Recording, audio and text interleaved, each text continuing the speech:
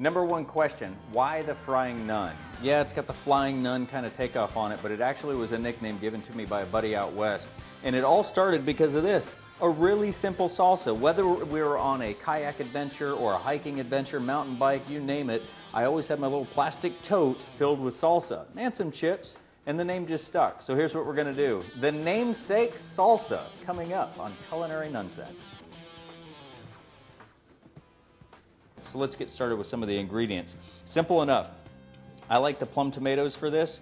They're easy to handle, they're small, and they've got their own little bit of a sweetness to it. You can't have salsa without garlic. Fresh garlic, and/or you can also roast some garlic if you want to ease that garlic flavor. Just a little bit of onion goes a long way in a salsa.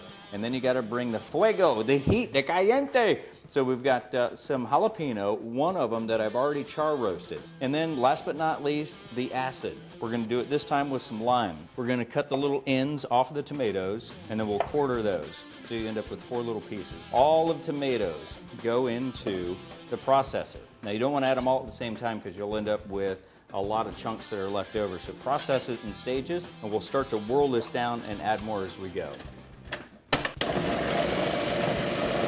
Open up the jalapeno and pull away the seed pit. This is just going to pop right out, and make sure you knock the rest of those seeds off. There's a lot of heat in the pith, which is the white part, and the seeds. Now this jalapeno we roasted, and the same thing, if we were to roast the garlic, it softens the flavor, it softens the bite. Even with the seeds still in it, it's going to be hot, so we're going to take the roasted one, the roasted jalapeno, and we're going to do the exact same thing. Just give it a slice, open it up, and then we'll let the knife do the work here.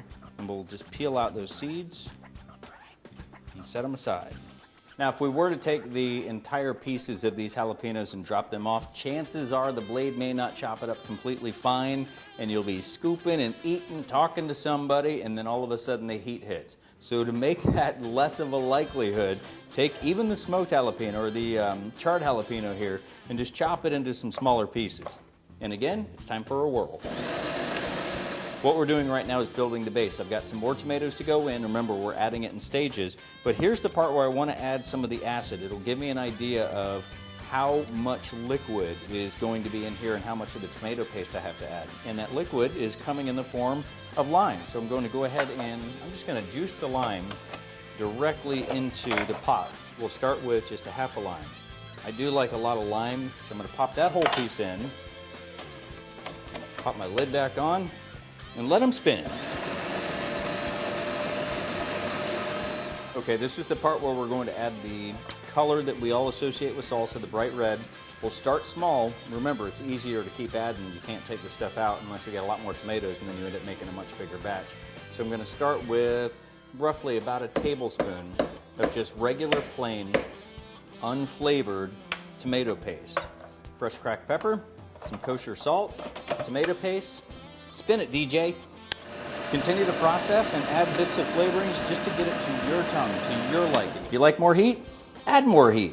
Make sure that you're continuing to taste along the way, though. So here's what you're going to do. Gather up your salsa ingredients. You like cilantro, add the cilantro. You don't like it, leave it at the grocery store. Just bring some Culinary Nunnsense, a little bit of processor action, and I think you too will be saying, when it comes to a salsa, a really easy party processor salsa. There is none better.